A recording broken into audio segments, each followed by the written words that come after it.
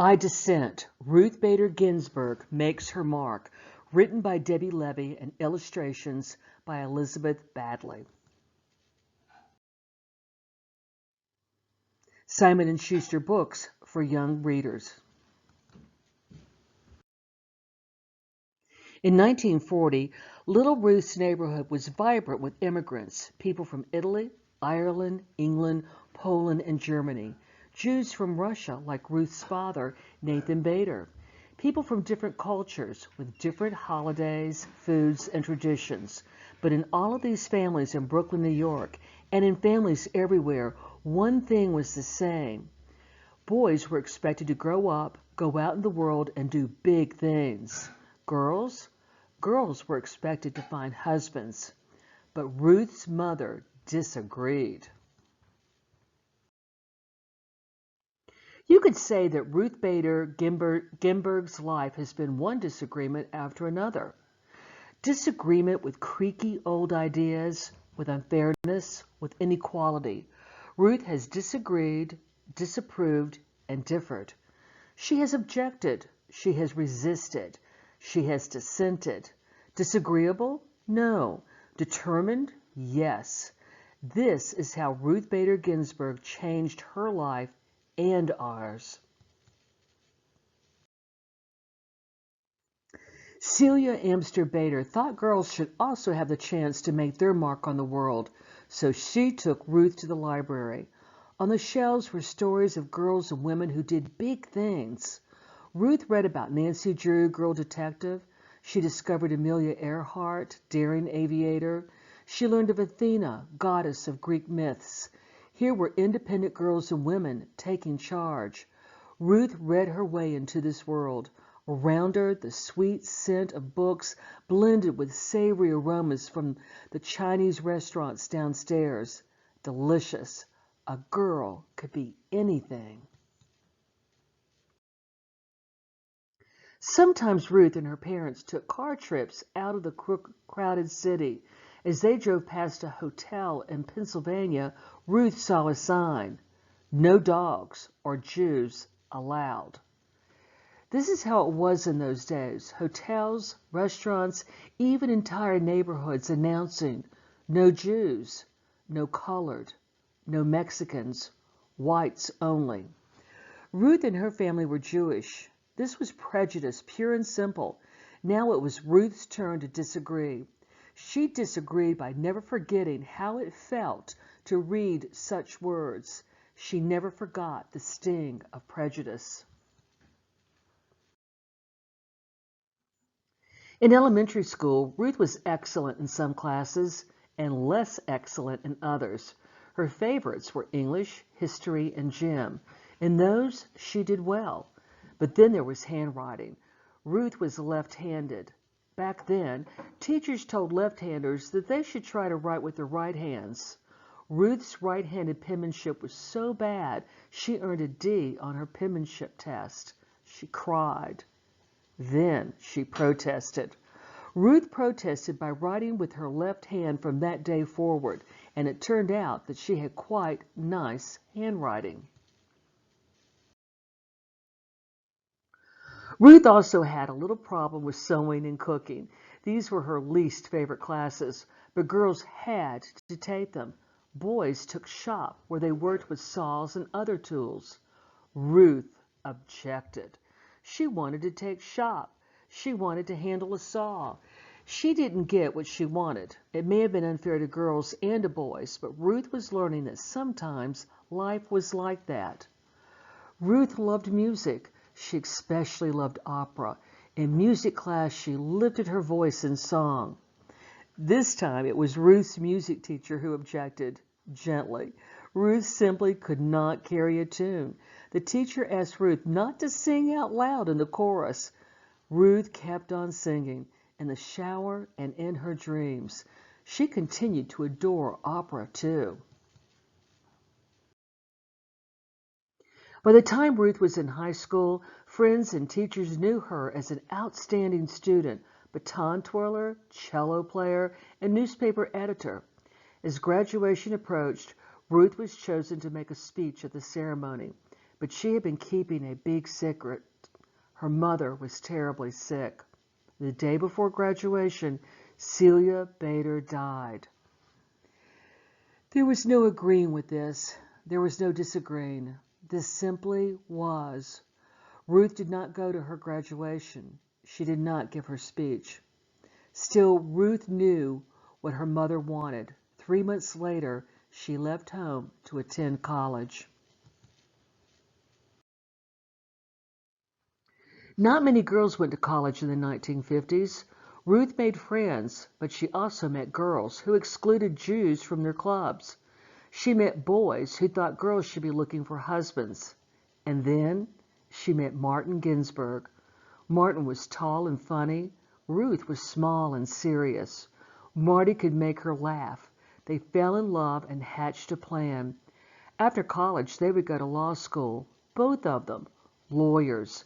Ruth could learn that she could fight unfairness and prejudice in courts. People thought it was a fine idea for Marty to attend law school. They didn't think Ruth should go. A lady lawyer? People disapproved. Ruth disapproved right back. So did Marty. They got married. They went to law school, and they had a baby, Jane. Ruth's law school class had a total of 9 women and 500 men. She studied mightily and tied for first place in the class, and yet at graduation time, nobody would hire this brilliant new lawyer. Why not? She was a woman. Men didn't want to work with a woman. She was a mother. Men thought a mother wouldn't pay attention to work. She was Jewish. Many people were still prejudiced. 3 strikes against her, but Ruth was not out. She resisted and persisted. Finally, a judge hired her, and she worked like mad for him. After that, one law school hired her, and then another. Ruth became one of the few female law professors in the whole country, and she did it with a new baby at home, James. Ruth had disagreed and worked her way into being a lawyer and professor, but around her, other women were excluded from jobs. When they did get jobs, they earned less than men. They were kept out of important roles in courts and government. To make matters worse, the Supreme Court of the United States, the highest court in the land, approved all of this. As one Supreme Court justice had written years before, the natural and proper timidity and delicacy which belongs to the female sex evidently unfits it for many of the occupations of civil life. In other words, women and girls were too shy and weak to do big things in the world. Another Supreme Court opinion declared, woman has always been dependent upon man. Ruth really disagreed with this. So Ruth went to court to fight for equal treatment of women. The most important cases went to the Supreme Court. The first time she appeared there, Ruth was so nervous she feared she might be sick. But standing before the 9 Supreme Court justices, Ruth imagined them as her students. She, Professor Ginsburg, needed to teach those students, who were all men, why a person's choices shouldn't be limited just because she was born a girl. Ruth wasn't only fighting for women. When women were excluded from the work world, men were excluded from home life. Why shouldn't a father stay home to care for his children and cook the meals? Why shouldn't his wife run a business? These were fresh ideas in the 1970s. Ruth did not win every case, but she won enough. With each victory, women and men and girls and boys enjoyed a little more equality. Sometimes Ruth and Marty's children received confused looks when they said that their mother argued cases in the Supreme Court and their father made the family's dinners. People found this strange. Ruth, Marty, Jane, and James did not concur. They kept on being the type of family they wanted to be. And dinners at the Ginsburg home were delicious. Marty was a successful lawyer, but also a marvelous chef who had mastered the art of French cooking. Ruth, her family knew, had mastered the art of burnt pot roast. Ruth became well known as a lawyer, so well known that President Jimmy Carter chose her to be a judge in Washington, D.C. Then Ruth became known as a first-rate judge, and President Bill Clinton asked her to be a justice on the Supreme Court. Along with the 8 other Supreme Court justices, her job would be to decide the most significant cases and answer the most difficult legal questions in the United States. Ruth agreed. In 1993, Justice Ruth Bader Ginsburg became the first Jewish woman on the nation's highest court. In each case, the Supreme Court considers, after hearing from lawyers who argue for each side, the 9 justices take a vote. The side that gets the most votes wins the case.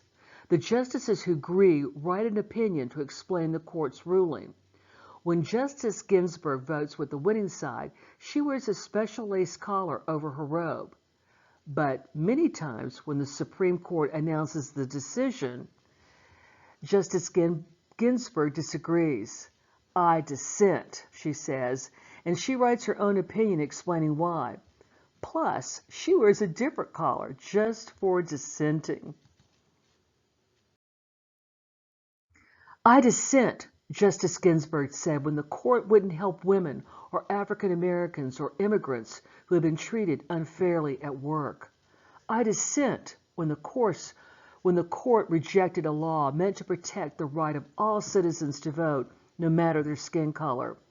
"I dissent" when the court said no to schools that offered African Americans a better chance to go to college. Justice Ginsburg can be very convincing. In one dissent, she explained why the court was wrong to rule against women workers who were fighting to get paid the same as men. Congress and the president agreed with her and passed a law to undo the court's ruling.